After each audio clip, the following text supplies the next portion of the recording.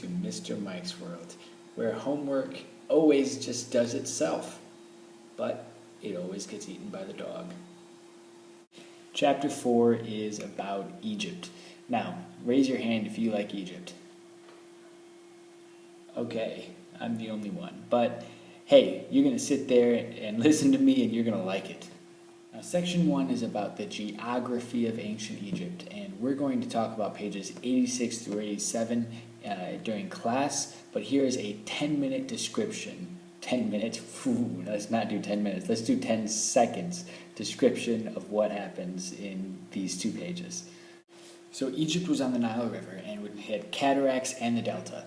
And Egypt was called the gift of the Nile because it would always flood and make it so the soil around it was very good for farming.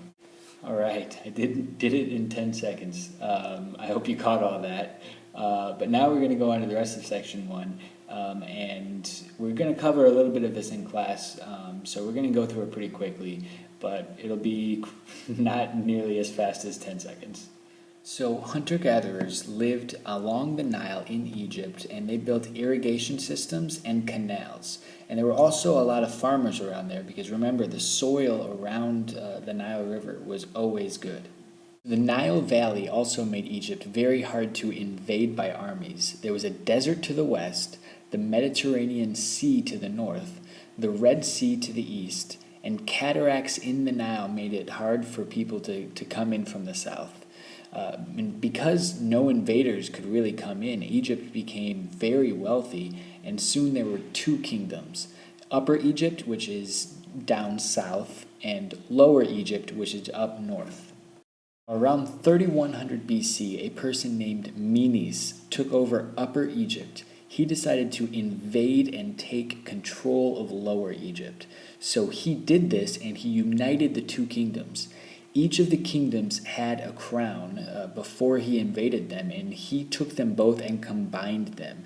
And he created a new crown that kind of looked like both of them. Now, Menes was the first pharaoh, which is the title of the rulers of Egypt, and it means, pharaoh means great house. He also created the first dynasty, which is a series of rulers from the same family. Now, Menes built a new capital city at the very southern tip of the Nile Delta, and he called it Memphis. And this created basically the first dynasty, the first empire, and it lasted about 200 years.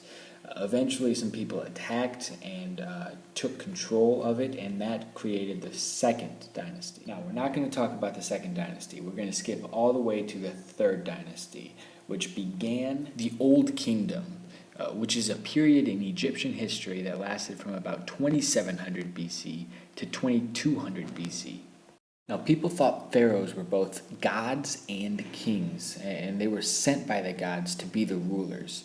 But it was kind of funny because since people thought that the pharaoh was a god, they thought he also had a power that a god would have, like power over the land, which meant that if something bad happened in the land, everyone blamed the pharaoh. The most famous pharaoh was named Khufu. I hope he didn't get made fun of a lot as a kid. In Egypt, there were a lot of nobles, which are people from rich and powerful families. And then after the nobles, there were the middle and lower classes, and then the slaves. Now, these social classes developed because of a need for government officials, an increase in farming, and an increase in population. Also, during the Old Kingdom, Egypt began to trade with people in other kingdoms, so they got a bunch of cool stuff from other countries. Now we'll go over pages 92 through 93 about religion and Egyptian life during class. So we're just going to skip right on to the pyramids. The pyramids were huge stone tombs with 4 triangle-shaped walls that met in a point at the top. Now, Egyptians believed these sites were holy, and the largest one is the Great Pyramid of Khufu. And so the bigger the site was, the more important it was. People have been talking for a long time about how the Egyptians actually built the pyramids, and we still have no idea.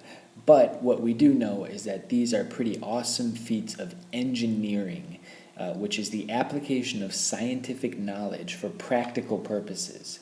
So every building that you see has been engineered. So we've talked about the Old Kingdom, and even the name Old Kingdom shows that there was something right after it. And what comes next is the Middle Kingdom. And here's what happens. The nobles started getting more and more power, and the pharaohs started losing more and more power. And eventually the nobles had as much power as the pharaohs. And so it was just chaos. It was like a classroom without a teacher in it. There was nobody in charge. But in 2050 BC, a pharaoh by the name of Mentuhotep II, he defeated the nobles and he united Egypt. This began the Middle Kingdom, which is a period of order and stability that lasted until about 1750 BC, so for about 300 years. At the end of those 300 years, at the end of the Middle Kingdom, the pharaohs again lost a lot of power. And there was a people from Asia called the Hyksos, and they came and invaded and they ruled Egypt for about 200 years.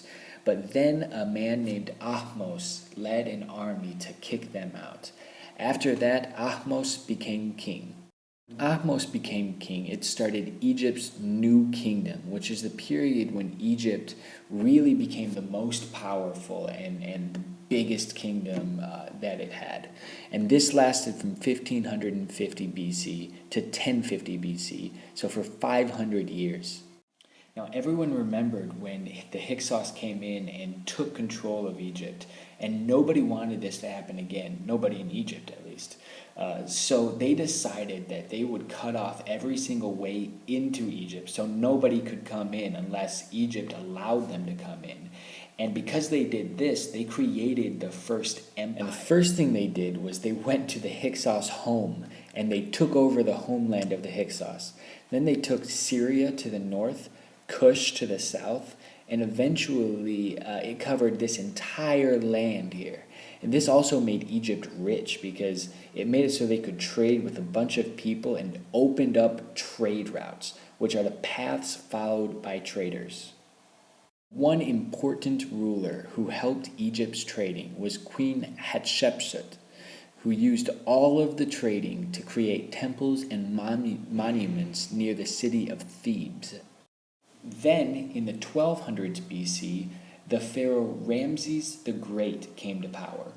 During this time, there was another empire to the north, which fought against Egypt until they signed a peace treaty and became allies.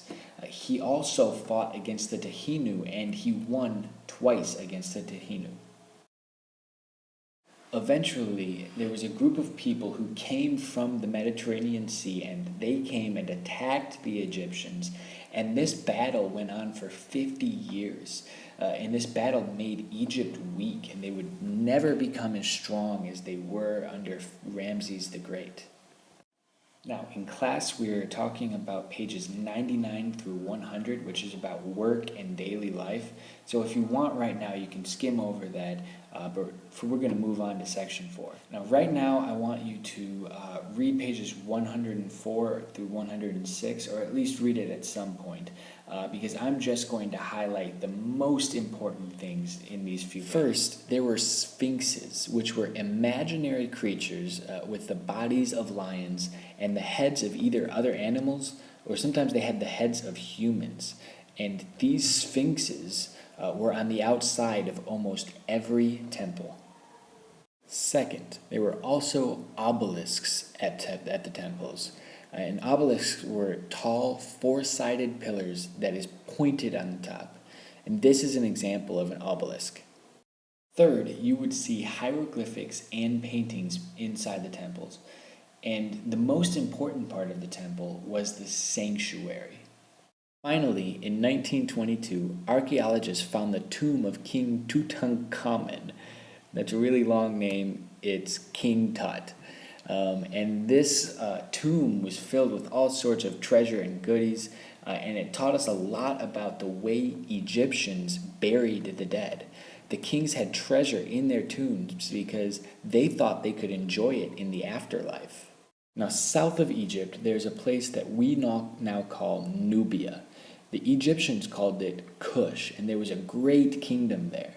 Just like Egypt, it was along the Nile, and back then, of course, the Nile was very fertile and good for farming. And so because of this, Cush, or Nubia, became very wealthy, so they could plant crops and they had livestock. So the kings of Cush ruled from a city that they called Karma. Cush and Egypt were neighbors, and they would sometimes help each other, but sometimes they would fight.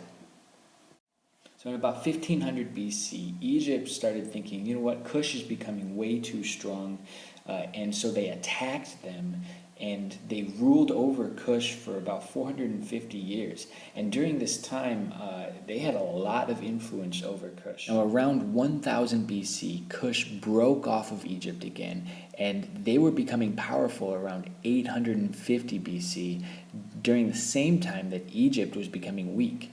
So around 750 BC, Cush conquered Upper Egypt, and they took Egypt's capital.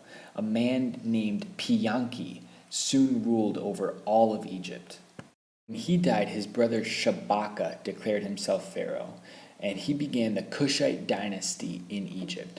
Shabaka thought he was just continuing the line of rulers from the past pharaohs, so he decided to keep all of the Egyptian traditions.